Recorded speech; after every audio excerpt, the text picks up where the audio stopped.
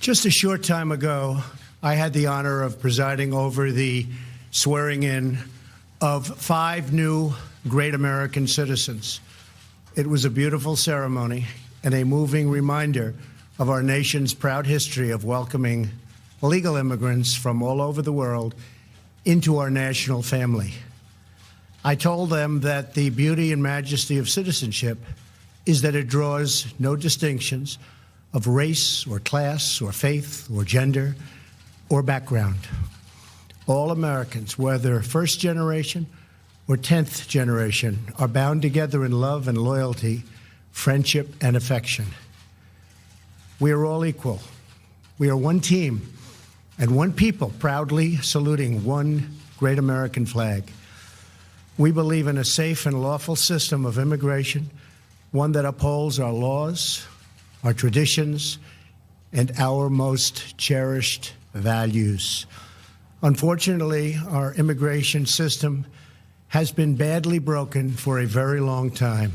Over the decades, many presidents and many lawmakers have come and gone, and no real progress has been made on immigration. We are now living with the consequences, and they are tragic, brought about by decades of political stalemate, partisan gridlock, and national neglect. There is a humanitarian and security crisis on our southern border that requires urgent action.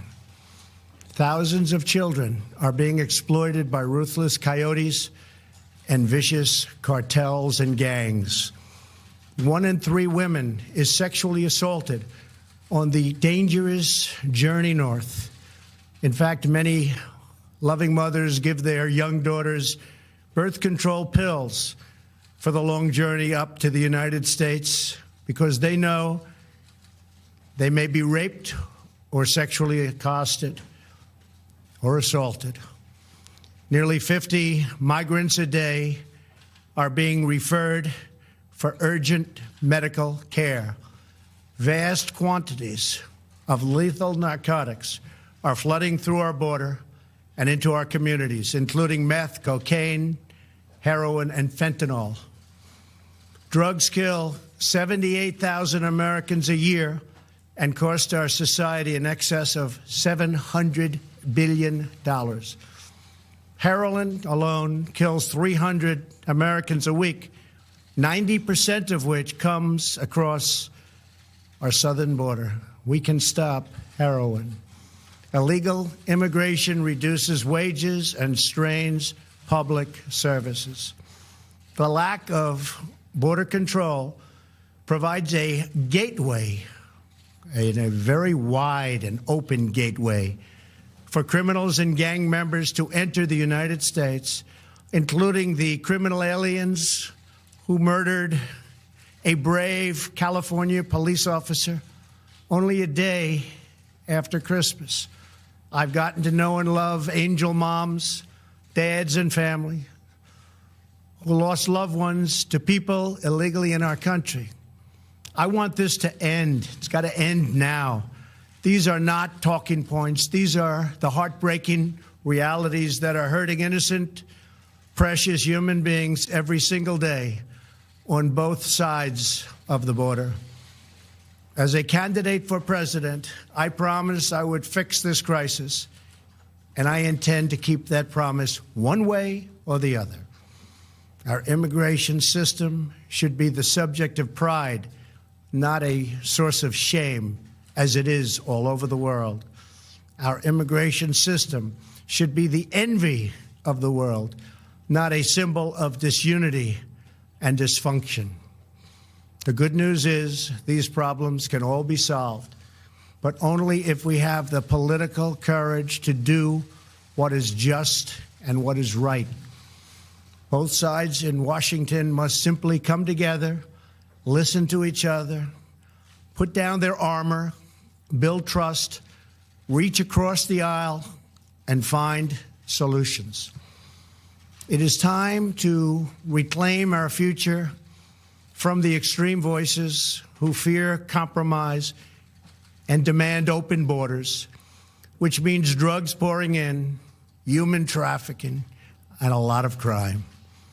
That is why I am here today to break the logjam and provide Congress with a path forward to end the government shutdown and solve the crisis on the southern border. If we are successful in this effort, we will then have the best chance in a very long time at real bipartisan immigration reform. And it won't stop here. It will keep going until we do it all. The proposal I will outline today is based on, first and foremost, on input from our border agents and Homeland Security professionals, and professionals they are. They know what they're doing. It is a compassionate response to the ongoing tragedy on our southern border. In recent weeks, we have met with large numbers of Democrat lawmakers to hear their ideas and suggestions. By incorporating the priorities of rank-and-file Democrats in our plan, we hope they will offer their enthusiastic support, and I think many will. This is a common-sense compromise both parties should embrace. The radical left can never control our borders. I will never let it happen. Walls are not immoral. In fact, they are the opposite of immoral because they will save many lives and stop drugs from pouring into our country.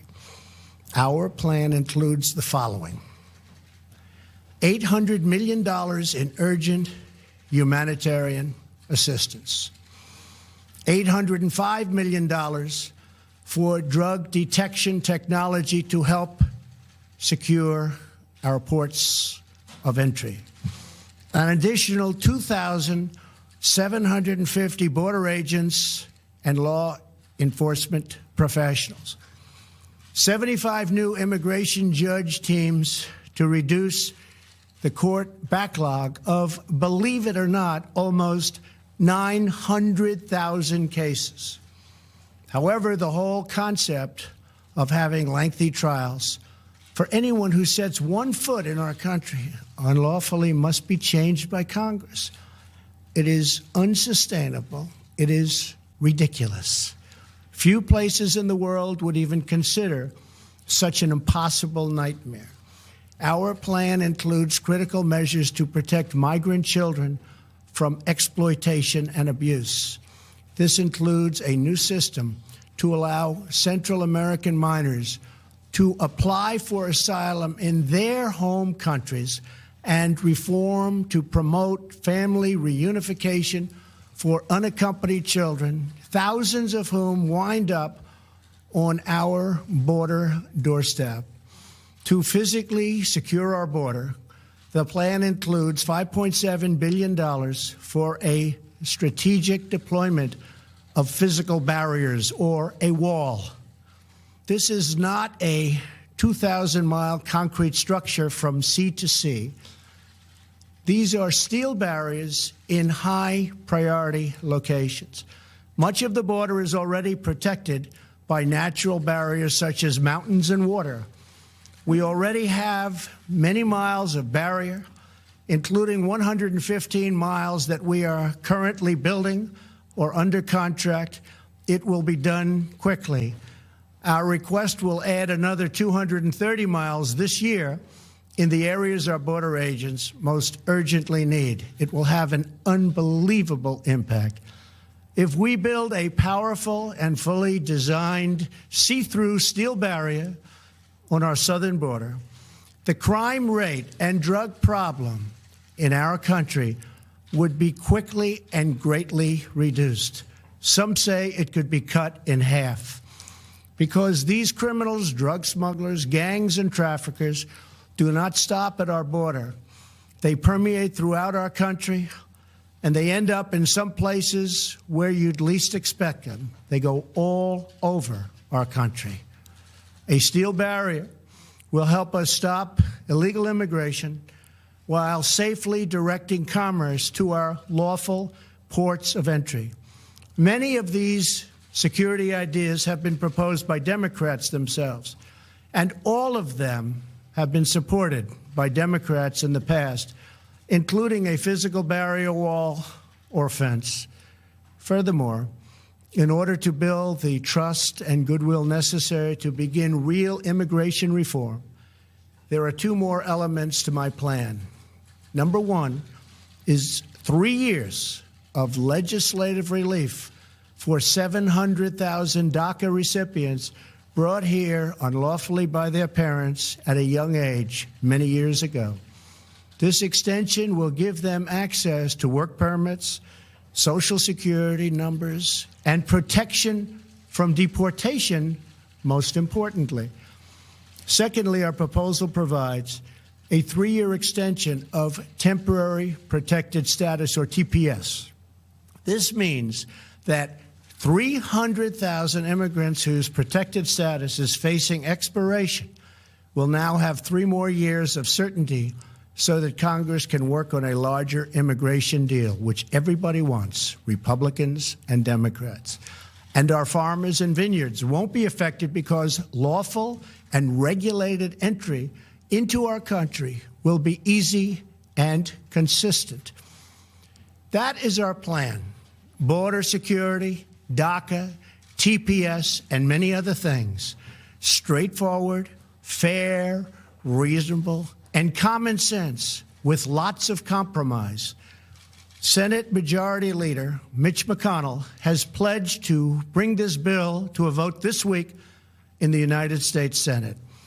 Our proposal is not intended to solve all of our immigration challenges. This plan solves the immediate crisis, and it is a horrible crisis. It is a humanitarian crisis like we rarely see in our country. And it provides humanitarian relief, delivers real border security, and immediately reopens our federal government.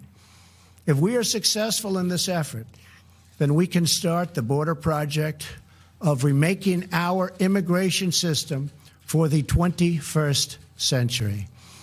Once the government is open and we have made a down payment on border security and immigration reform starts to happen, I plan to convene weekly bipartisan meetings at the White House so we can do a finished product, a great product, a product that we can all be proud of having to do with that elusive immigration problem.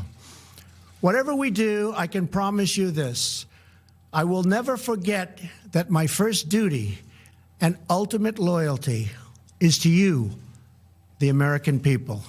Any reforms we make to our immigration system will be designed to improve your lives, make your community safer, and make our nation more prosperous and secure for generations to come.